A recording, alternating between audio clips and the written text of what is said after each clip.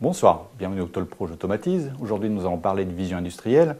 Avec l'arrivée des nouvelles normes et des nouvelles contraintes dans le domaine de l'agroalimentaire ou de la pharmacie, la vision peut apporter un avantage concurrentiel dans le domaine de la production. Pour en discuter, nous recevons Olivier Ferraille, directeur commercial France de Cognex. Olivier Ferraille, bonsoir. Bonsoir. Alors en préambule, est-ce que vous pouvez nous donner quelques informations sur ce marché mondial de la vision ? Oui, bien sûr.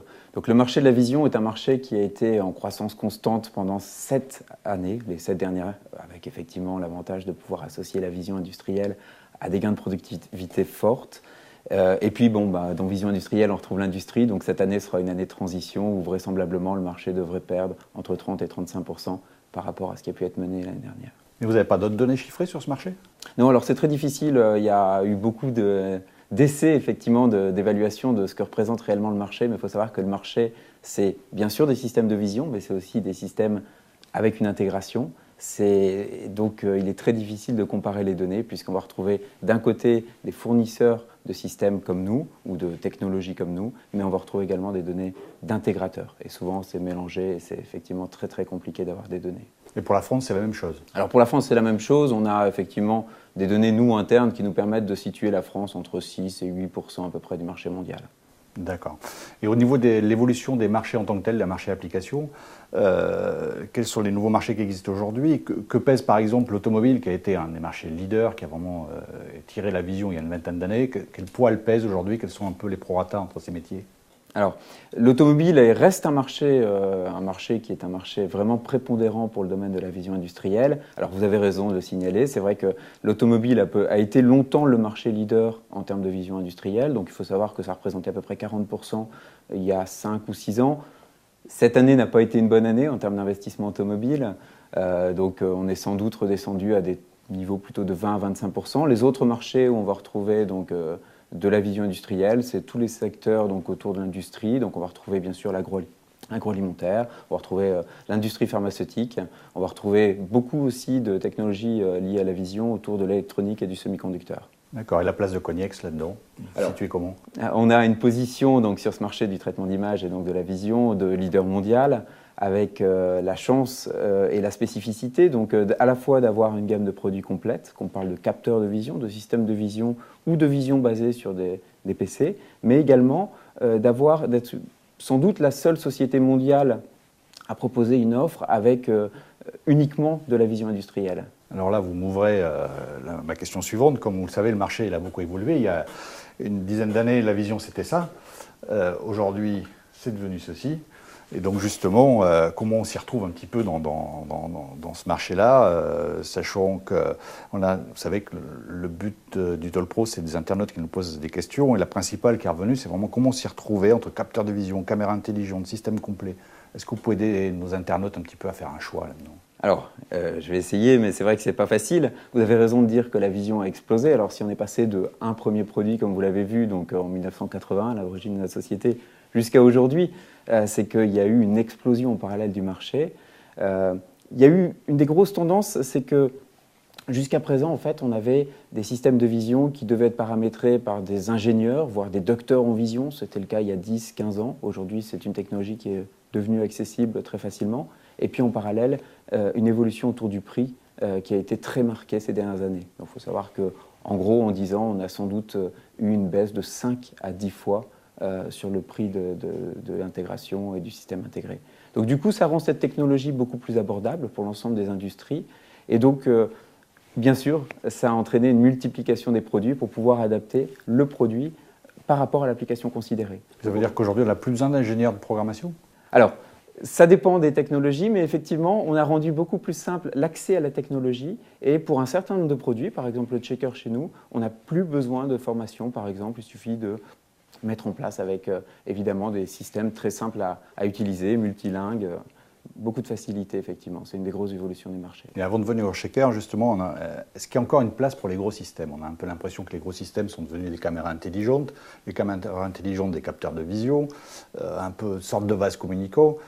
Est-ce qu'il y a encore de la place aujourd'hui pour des gros systèmes ? Et est-ce que Cognex va développer va encore travailler dans ce domaine-là pour sortir des nouveaux produits? Alors, il y a toujours une demande en termes de technologie, c'est évident. On a des industries qui produisent de plus en plus vite, qui ont des besoins en termes de qualité de plus en plus forts. Donc, il faut bien sûr qu'on puisse répondre avec des algorithmes de plus en plus performants, avec des systèmes de plus en plus rapides, et avec aussi une contrainte que je ne retire pas parce qu'elle est réelle, c'est une contrainte économique, puisqu'aujourd'hui, tous les investissements de nos clients sont justifiés par des retours sur investissement. D'accord.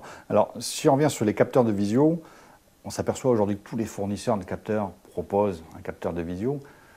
Comment faire son choix? Comment l'utilisateur va faire le choix? Est-ce que justement il ne faut pas faire évoluer peut-être vers plus de services, vers non pas uniquement la récolte d'informations, mais la gestion de cette information de visio? Enfin, je ne sais pas, qu'est-ce que vous comptez faire là-dessus? Parce que comment différencier ces dizaines, voire bientôt centaines de capteurs de vision différents sur le marché? Alors, c'est effectivement une question difficile et je pense que beaucoup de nos clients se la posent tous les jours. C'est vrai qu'il y a beaucoup d'acteurs sur le marché de la vision industrielle. Je pense que les points clés que doivent se poser tout client à la recherche d'une solution de vision, c'est avant tout le choix d'une société donc pérenne. Alors c'est à dire, puisqu'on est dans des années où effectivement il y a beaucoup de concentration donc, de sociétés dans le domaine de la vision et il est important d'avoir une bonne lisibilité dans le choix du partenaire. C'est bien sûr de choisir une technologie adaptée aux besoins. Donc le choix de la technologie est important. C'est d'avoir aussi, et ça c'est un point clé, une possibilité en termes de communication universelle. C'est un point clé parce qu'aujourd'hui, le coût d'une application, c'est bien sûr le coût du système, mais c'est surtout le coût de l'intégration. Et dans le coût d'intégration, le coût de développement et notamment le coût de mise en place d'une communication est importante. Donc nous, en tant que Cognex, on a beaucoup travaillé ces dernières années pour proposer vraiment des plateformes universelles de communication. Même pour les capteurs de visio? Même pour les capteurs, oui, tout à fait. On est D'accord. sur des réseaux complètement ouverts, TCP/IP.